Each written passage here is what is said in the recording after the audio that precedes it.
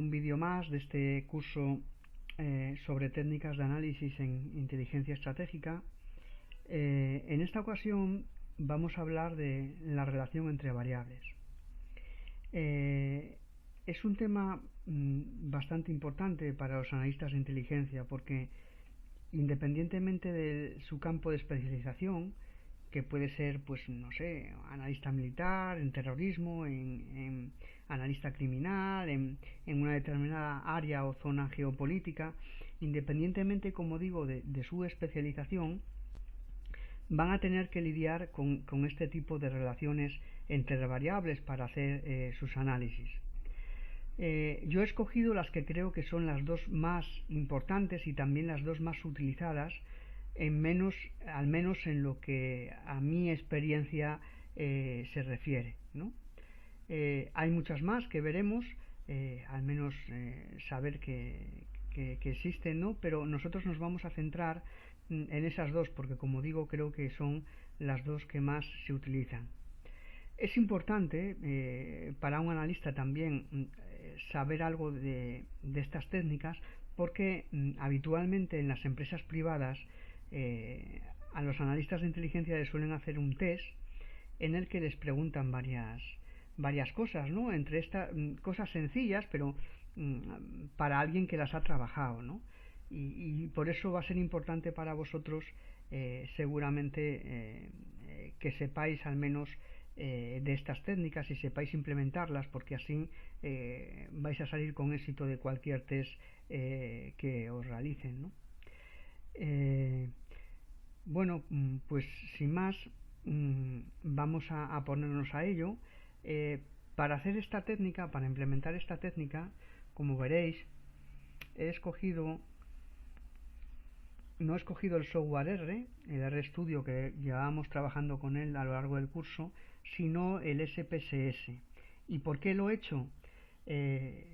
Pues porque no quería añadir a la complejidad de la técnica, no quería añadir el hecho de tener que programarla en R, habiendo software disponible que lo hacen de una forma mucho más intuitiva.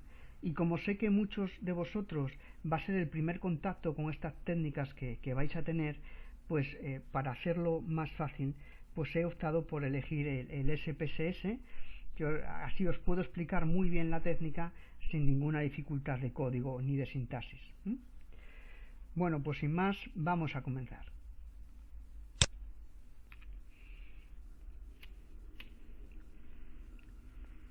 Veréis, aquí tenéis todas las relaciones entre variables que van a depender exclusivamente del tipo de variable. Habitualmente, en estadística, a la variable I mayúscula o I minúscula, según se mire, se le va a llamar variable a explicar, y a la X variable explicativa. La Y se explica con la X. Luego, la X se llama variable independiente porque no depende de nadie, se explica por sí misma, y la Y se llama variable dependiente. ¿Por qué? Porque depende del valor de la X, se explica a partir de la X.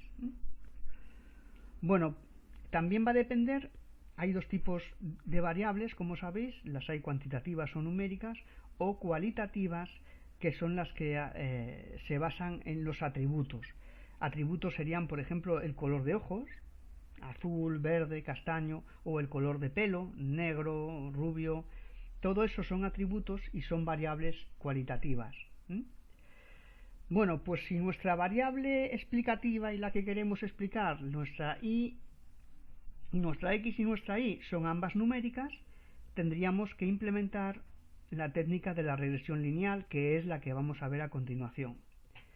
Ahora, aquí al final, si nuestra variable explicativa X y nuestra variable dependiente Y son ambas cualitativas, es decir, miden atributos, estaríamos hablando de que tenemos que aplicar una tabla de contingencia para establecer relaciones entre ellas, que también lo vamos a ver en este curso.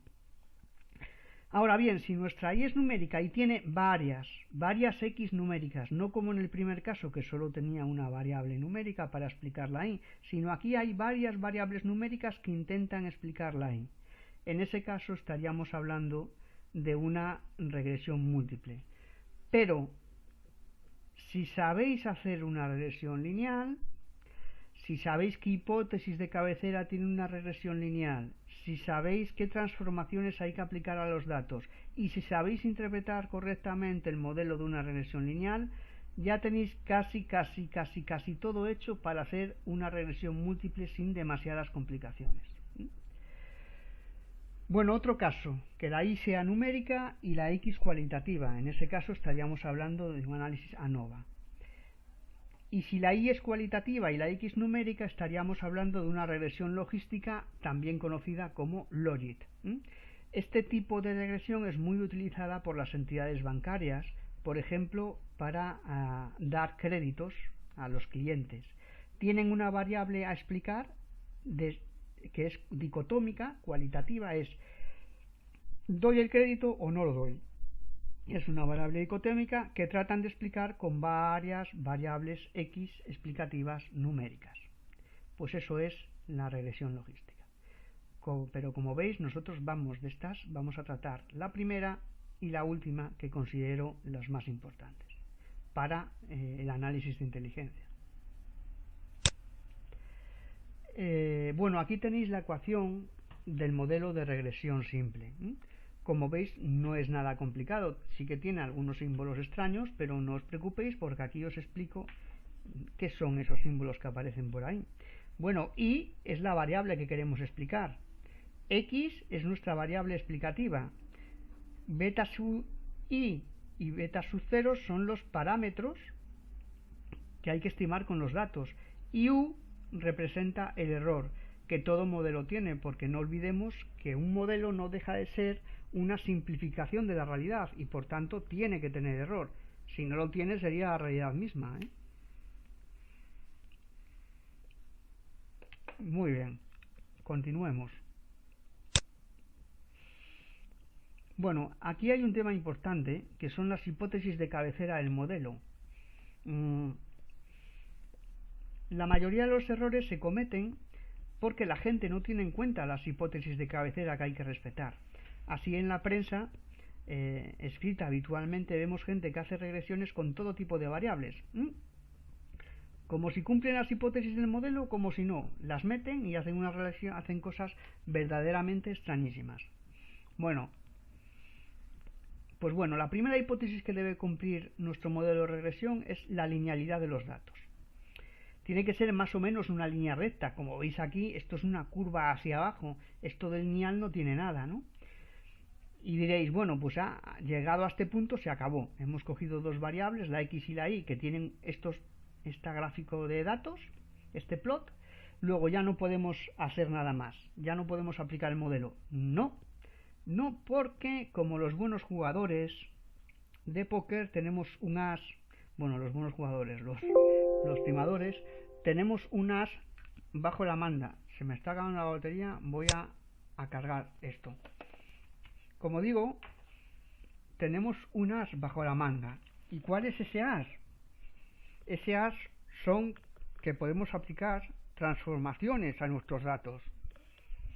Ahora bien, esto no es gratis.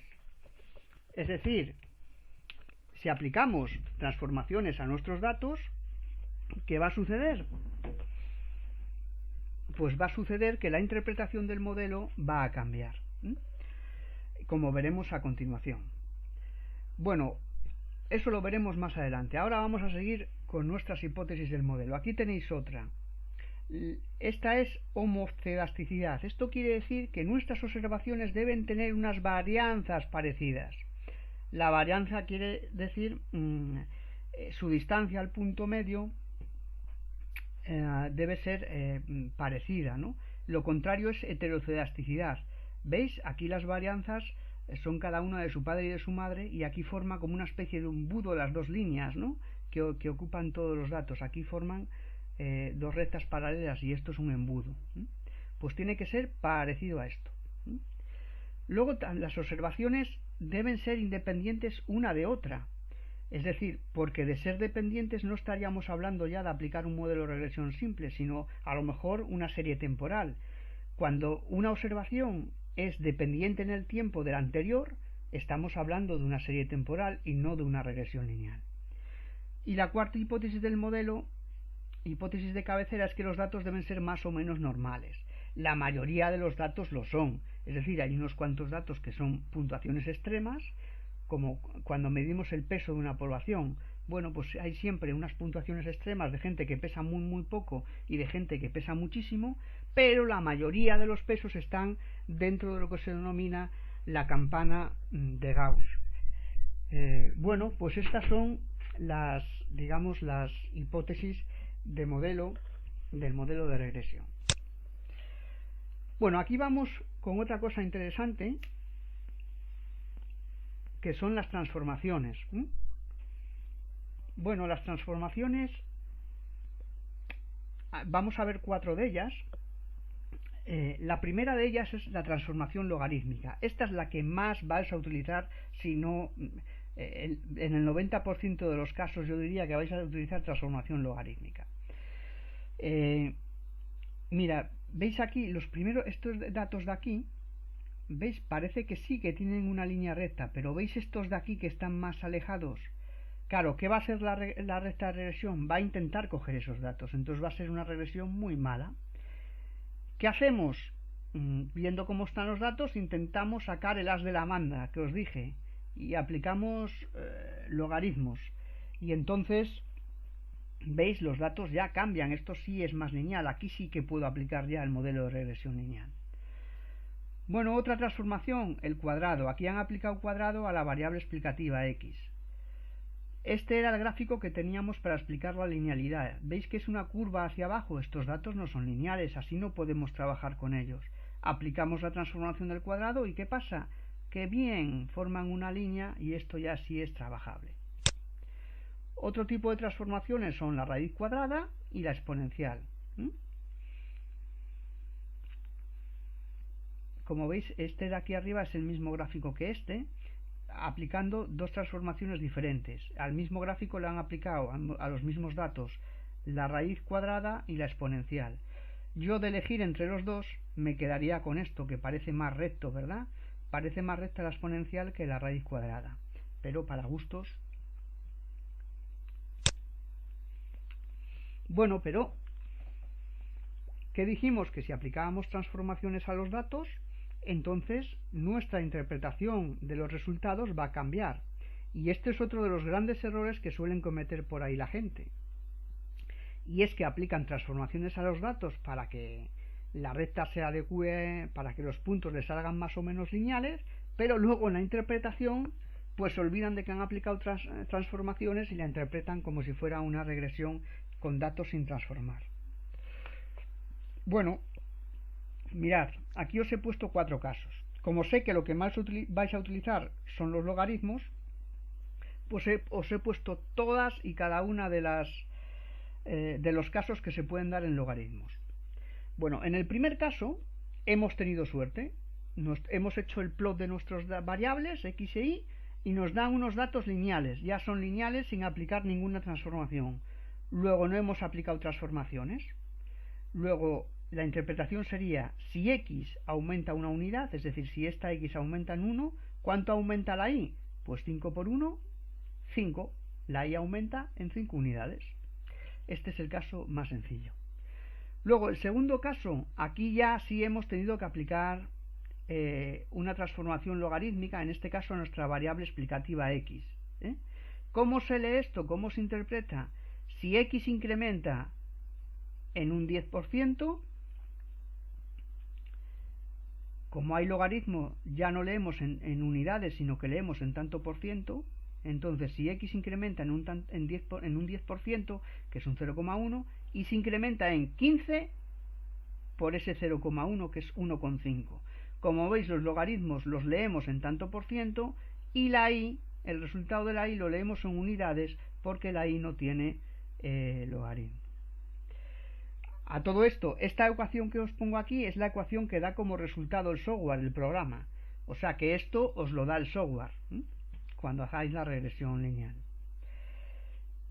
Tercer caso, aquí han aplicado logaritmos en lugar de la variable explicativa x a la variable dependiente y.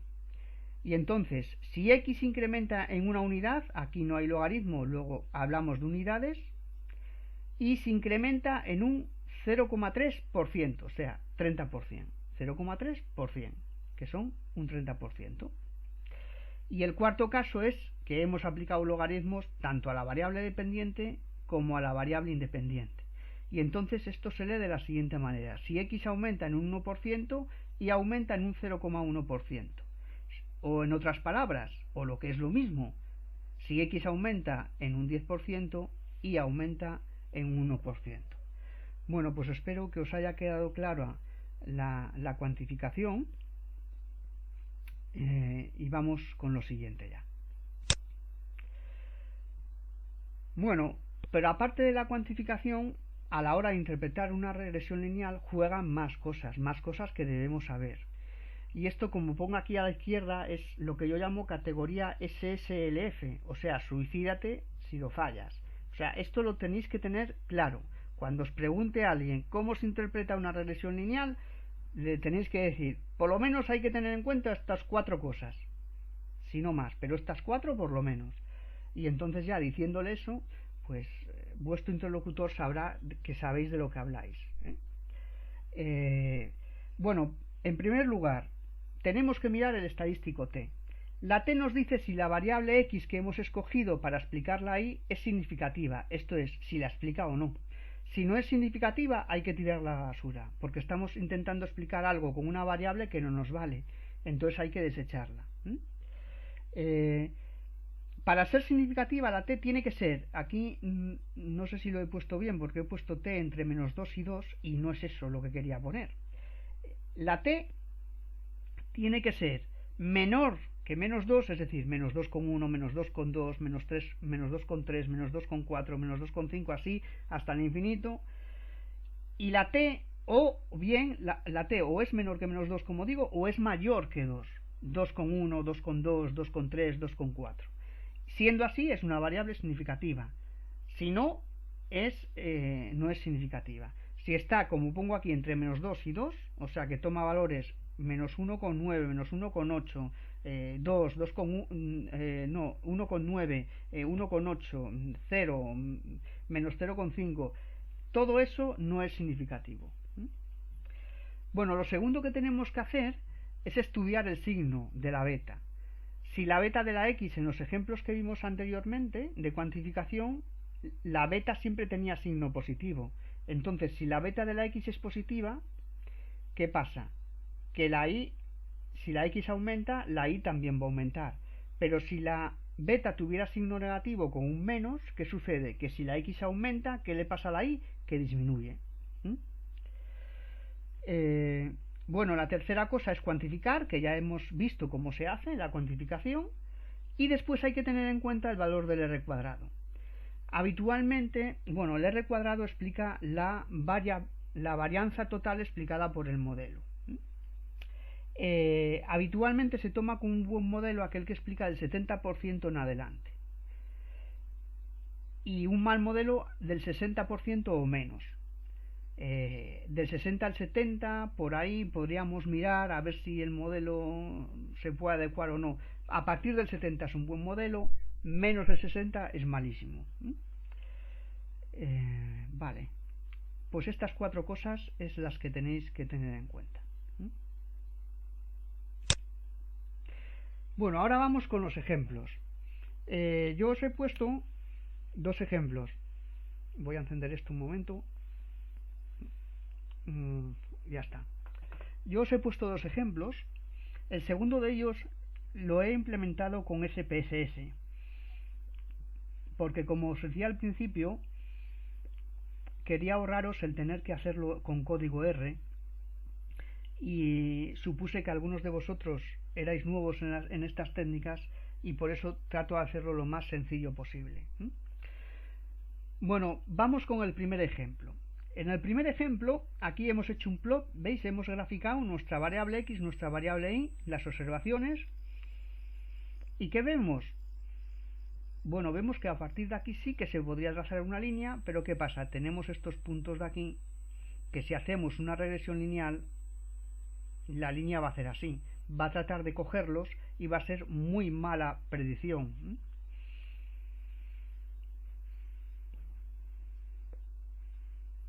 Entonces, aquí, ¿qué deberíamos hacer? Aplicar transformaciones, ¿verdad? Bueno, para que veáis lo que sale, yo he hecho el modelo de regresión sin aplicar ninguna transformación con los datos que hemos visto, ¿no? Con el gráfico que hemos visto. Y mirad, esto es lo que ha hecho el software. ¿Veis? Ha tratado de captar estos puntos, pero ¿qué pasa? Al tratar de captar estos puntos se ha cargado el modelo, ¿no? Mirad aquí, la T, ¿veis? 8,5. ¿Qué quiere decir este 8,5? Otra cosa, el valor de la T en el intercepto no se coge, esto no tiene nada que ver. Se coge el de la slope, el de la curva, el de la X, el de nuestra variable explicativa. ¿Cuál es el valor de la T? Aquí sale que es 8,50. Luego, ¿es significativa o no? Pues sí, porque es mayor que 2. Luego, nuestra variable X es significativa para explicar nuestra variable Y. Pero algo ha ocurrido que el R cuadrado nos da 49,78%, que está muy por debajo del 70%, que sería lo ideal. O sea, no explica ni la mitad de las observaciones, no explica ni el 50% de las observaciones, no predice bien, por así decirlo, ni el 50% de los datos. Luego, es un mal modelo. Pero esta T nos está diciendo que la variable sirve. Entonces, ¿qué deberíamos hacer? Vamos a intentar aplicar las transformaciones. ¿Qué he hecho yo? He aplicado una transformación logarítmica a nuestra variable Y y otra transformación logarítmica a nuestra variable X o variable explicativa. Y así me ha salido este cuadrito que tenéis aquí a la derecha. He hecho un plot y veis, estos datos son mucho más lineales que esto que teníamos al comienzo. Luego, con estos datos sí podemos hacer nuestro modelo de regresión lineal, teniendo en cuenta, eso sí, que la interpretación, como hemos visto en la cuantificación, va a variar. Bueno, pues he hecho la regresión lineal. Estos son los resultados que arroja el programa. Veis, aquí la línea sí se adecúa más o menos a los puntos, la recta de mínimos cuadrados.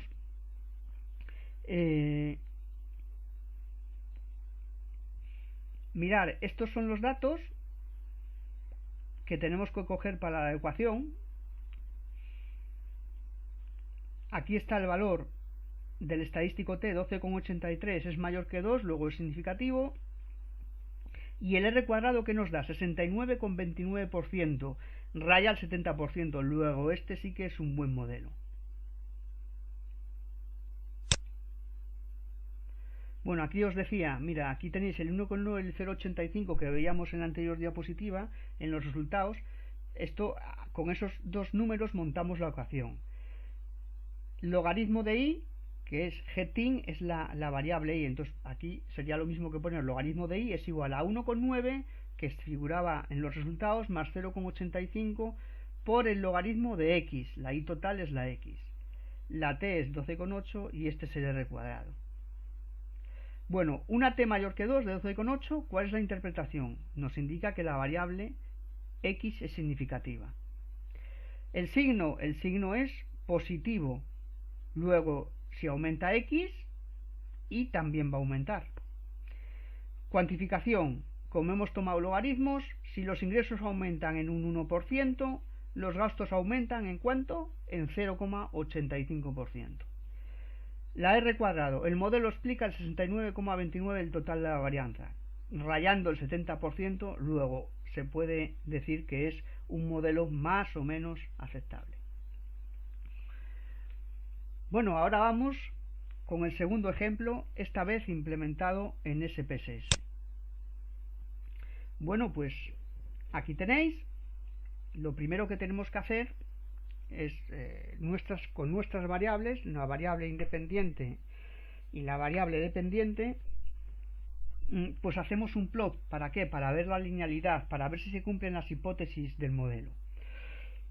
Entonces vamos a gráficos, cuadros antiguos y gráfico de dispersión o de puntos. Hacemos una dispersión o puntos. Arrastramos las variables, ticamos con el botón izquierdo, chas, ponemos la variable a explicar aquí y chas, arrastramos la variable explicativa a este otro lado. Una vez hecho eso, el programa nos arroja este resultado. ¡Anda! Pues esto sí que es linealidad. Y mira, son homocedásticos completamente, Pues mira, podríamos trazar una línea por aquí y otra por aquí, y la variabilidad prácticamente varía muy poco, y es linealidad, casi línea perfecta. Luego, ¿aquí aplicaríamos transformación a los datos? No. ¿Por qué no? Porque no haría falta, porque tenemos unos datos, hemos tenido suerte, las dos variables que hemos escogido nos arrojan unos datos muy lineales, ¿no? Bueno, estas variables son de satisfacción del profesorado de la universidad. Esta es la variable que pretendemos explicar, que es la satisfacción de los profesores, y lo estamos midiendo esa satisfacción con la variable de organización en la universidad. A ver qué tal felices son los profesores con la organización. Y parece que sí, parece que cuanto más organización, más felices son los profesores. Bueno, pues ahora vamos a implementar la regresión lineal. Para ello vamos a analizar la pestaña analizar, regresión. Aquí tenéis un montón de regresión. Aquí tenéis la logística binaria que hemos visto, esa que hacen los bancos. Bueno, pero nosotros vamos a la lineal. Elegimos la lineal y como siempre arrastramos las variables que queremos aquí. Le damos a aceptar y nos arroja estos resultados.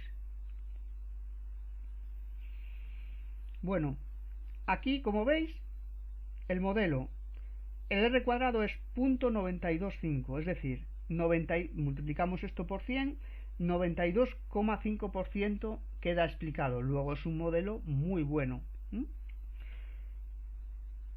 El estadístico t, dijimos que hay que mirar siempre el valor del estadístico en la variable x, en la variable organiza en este caso, es 44,2, que es mayor que 2, luego la variable es significativa. Bueno, esta es la ecuación que nos da, la satisfacción del profesor es 0,33 más 0,92 por la variable organización.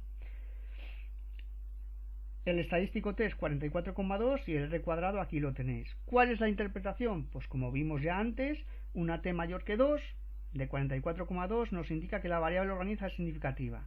El signo vuelve a ser positivo, luego si aumenta la x también aumenta la y. La cuantificación, como no hemos tomado logaritmos, es la cuantificación más simple. Si la organización aumenta en un punto, la satisfacción de los profesores aumenta en un 0,92 puntos. Y R cuadrado, el modelo explica el 92,5% del total de la varianza, luego es un modelo muy bueno. Bueno, pues hasta aquí la sesión acerca de la regresión lineal. En la siguiente sesión veremos cómo se realizan unas tablas de contingencia y para qué sirven en el SPSS. Un saludo a todos, chao, hasta luego.